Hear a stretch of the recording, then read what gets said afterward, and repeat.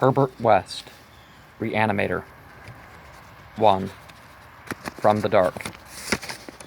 Of Herbert West, who's my friend in college, and in afterlife, I can speak only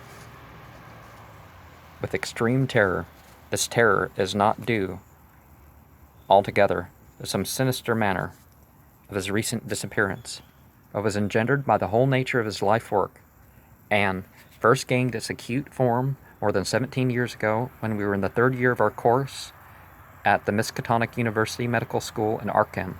While he was with me, the wondered diabolism of his experiments fascinated me utterly, and I was his closest companion.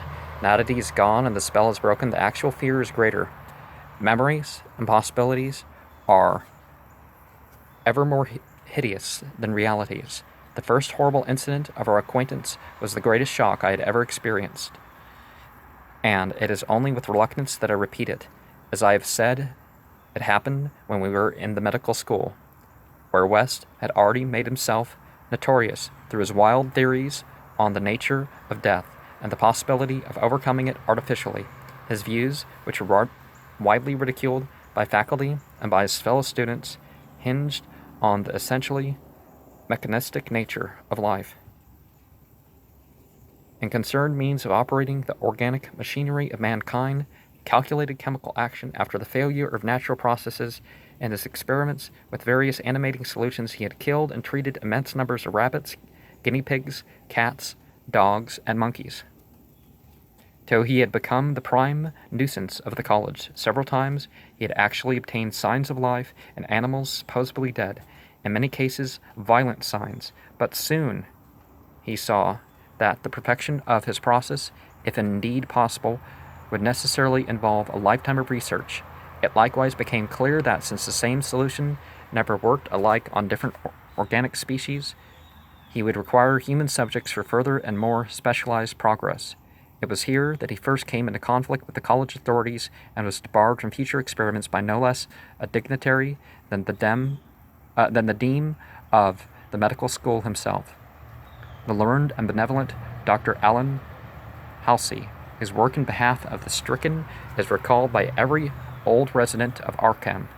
I had always been exceptionally tolerant of West's pursuits, and we frequently discussed his theories whose ramifications and corollaries were almost infinite, holding with Haeckel that all life is a chemical and physical process, and that the so-called soul is a myth. My friend believed that artificial reanimation of the dead can depend only on the condition of the tissues, and that unless actual decomposition has set in, a corpse fully equipped with organs may, with suitable measures, be set going again in the particular fashion known as life, that the psychic or intellectual life might be impaired by the slight deterioration of sensitive brain cells, which even a short period of death would be apt to cause.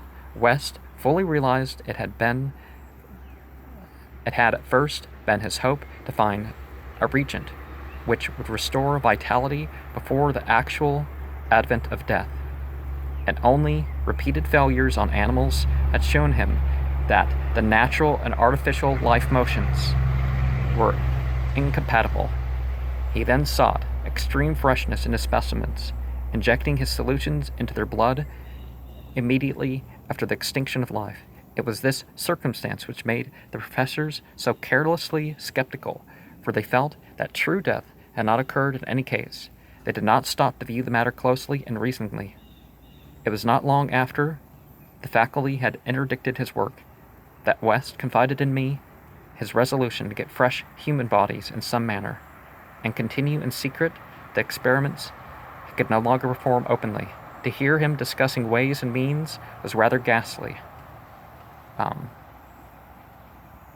Didn't Leonardo da Vinci... Well, there were individuals that did illegal dissection back in the Middle Ages. 4.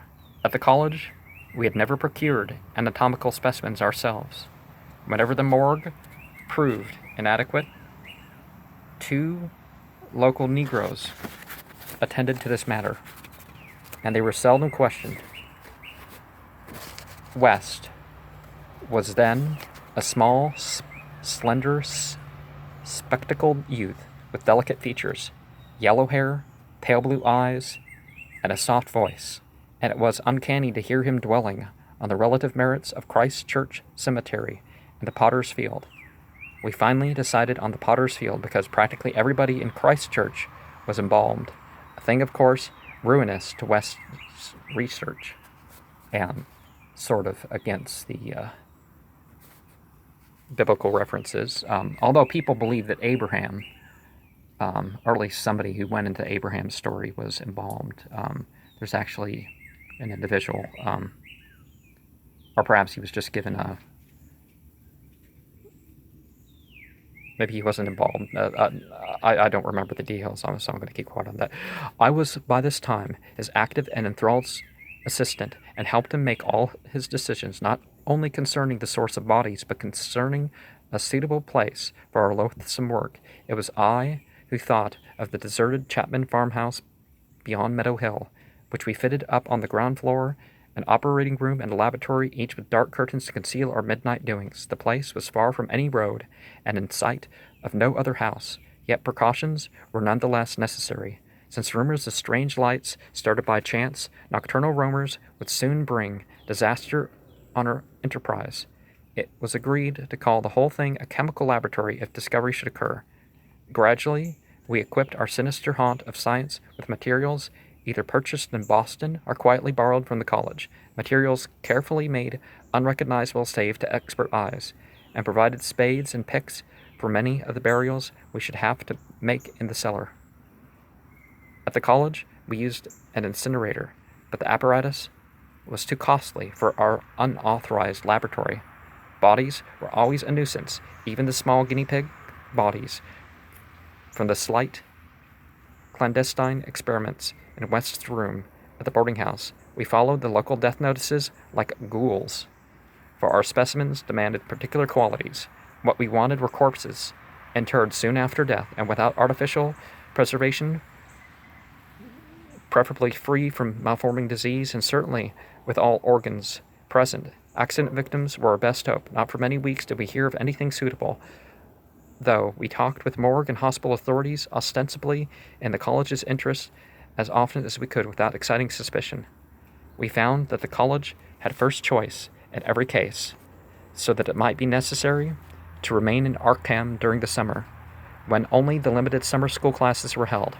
In the end, though, luck favored us. For one day we heard of an almost ideal case in the Potter's Field, a brawny young workman, drowned only the morning before in Summer's Pond, and buried in the town's expanse without delay or embalming. That afternoon we found a new grave, and determined to begin work soon after midnight.